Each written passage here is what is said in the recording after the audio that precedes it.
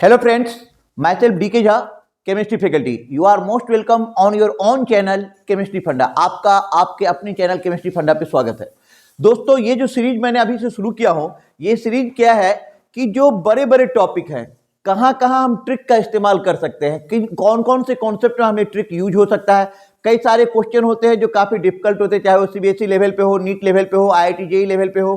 तो ये मतलब ट्रिक्स हम इसको कितने आसानी से कर सकते हैं, उसी के लिए एक प्रयास है। आज मैं हाइब्रिडाइजेशन के बारे में बात कर रहा हूं। तो हाइब्रिडाइजेशन में मैं अभी डिफिनीशन नहीं बताने जा रहा हूं, उसके लिए आप फुल वीडियो देखिए। हाइब्रिडाइजेशन H इक्वल टू क्या होता है? 1/2 V plus M minus C plus A। अच्छा, H इक्वल टू हो गया हाइब्रिडाइजेशन। अब देखो, ये हो गया V हो गया total valence electron, total valence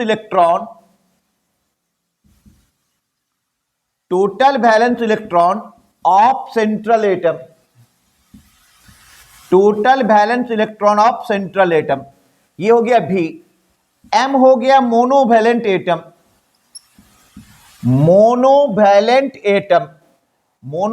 atom का मतलब बेटा होता है जिसकी वैलेंसी 1 हो। जनरली जिसका हम हाइब्रिडाइजेशन निकालते हैं, जितने सारे एलिमेंट का, उसमें मोनोवैलेंट कौन कौन होता है मेनली मैं लिख देता हूं। जैसे हाइड्रोजन मोनोवैलेंट है, फ्लोरीन, क्लोरीन, ब्रोमीन, आयोडीन, ये सारे मोनोवैलेंट हैं। अब जो मेटल है लिथियम, सोडियम, पोटेशियम, उसका तो यूज ही नहीं होगा यहां पे। तो M हो गया मोनोवैलेंट एटम। अच्छा, C इक्वल टू आपका आ गया कैटायनिक चार्ज, मतलब पॉजिटिव चार्ज। जितना पॉजिटिव चार्ज रहेगा उतना आप माइनस करोगे। A इक्वल टू हो गया एनायनिक चार्ज, मतलब निगेटिव चार्ज। जितना निगेटिव चार्ज होगा उतना आप क्या कर देंगे? प्लस कर देंगे। ठीक है, ये हाइब्रिडाइजेशन का फॉर्मूला हो गया। अब इस फॉर्मूले के हिसाब से आप देखो कि यदि H का वैल्यू 2 आ रहा है बेटा, तो हाइब्रिडाइजेशन S पे 3 आ रहा है, S पे 2 4 आ रहा है, S पे 3 5 आ रहा है, S पे 3D 6 आ रहा है, S पे 3D2 7 आ रहा है, S पे 3D3। तो बेटा, तो 2 पे SP, 3 पे SP2, 4 पे SP3, 5 पे SP3D, 6 पे SP3D2 और 7 पे SP3D3 आ रहा है हाइब्रिडाइजेशन। ठीक है, हम कुछ एग्जाम्पल यहां पे ले रहे हैं। जैसे सबसे पहला एग्जाम्पल यहां पे देखो,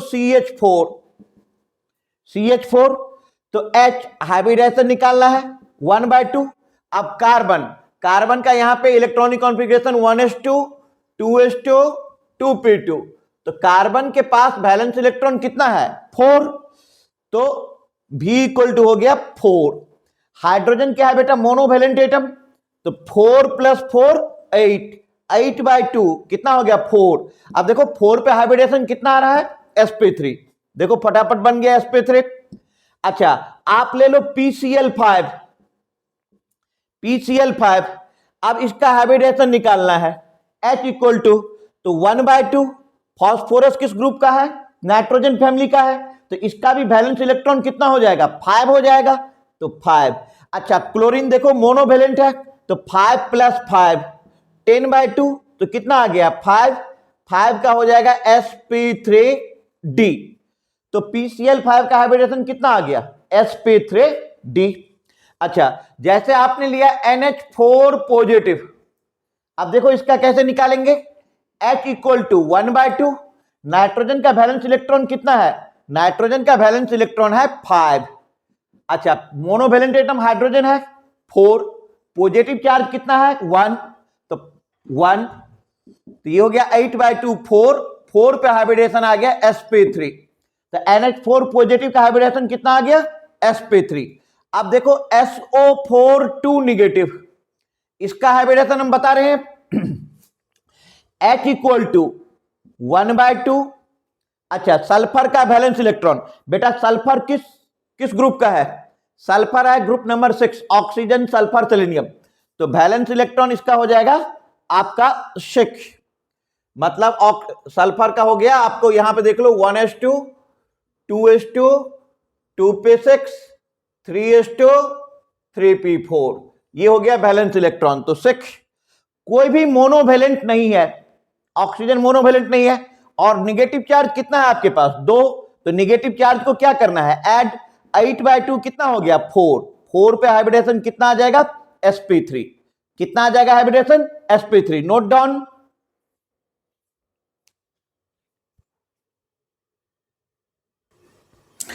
ठीक है बेटा, ये जो मैंने अभी आपको बताया ये मेथड से बताया। अब मैं आपको एक ट्रिक बता रहा हूं, ट्रिक का इस्तेमाल करो और फटाफट नीट और IIT जेईई का आंसर दो। अच्छा, ट्रिक के पीछे कोई लॉजिक नहीं होता है तो लॉजिक मत पूछना, ठीक है।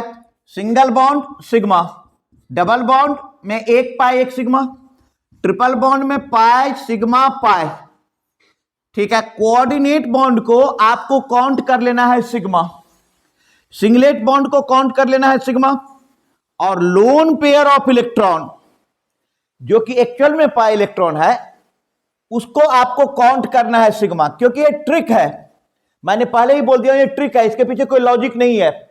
अब देखो number of sigma bond, number of sigma bond 2, तो hybridisation sp3, sp2 4, sp3 5, sp3d 6, sp3d2 7, sp3d3। अब तुम कोई सा भी कंपाउंड बोलो, मैं हाइब्रिडेशन निकाल देता हूं। ये देखो CH4 1 2 3 4, देखो single bond sigma sigma sigma sigma 4 sigma, hybridisation कितना हो गया sp3।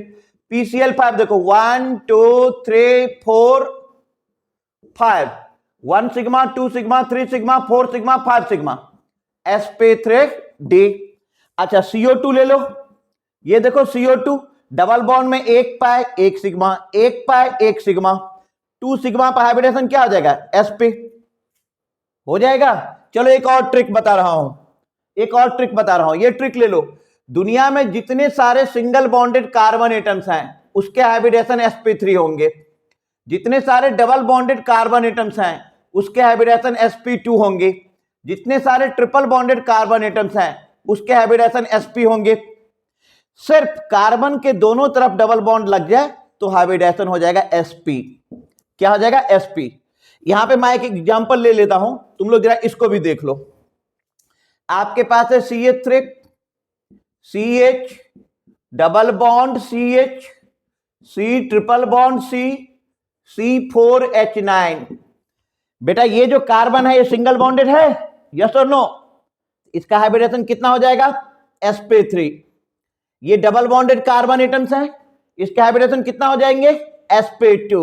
ये डबल बॉन्डेड है कितना हो जाएगा बोलो sp2। ये ट्रिपल बॉन्डेड कार्बन एटम्स हैं, इसके हाइब्रिडेशन कितना हो जाएंगे sp। ये ट्रिपल बॉन्डेड है, इसके कितने हो जाएंगे sp। अब ये C4H9 है, चारों के चारों अल्काइल ग्रुप है तो सबका हाइब्रिडेशन हो जाएगा sp3, ठीक है। तो हाइब्रिडेशन के आज आपको हमने मेथड्स और सारे ट्रिक्स बता दिए। Thank you.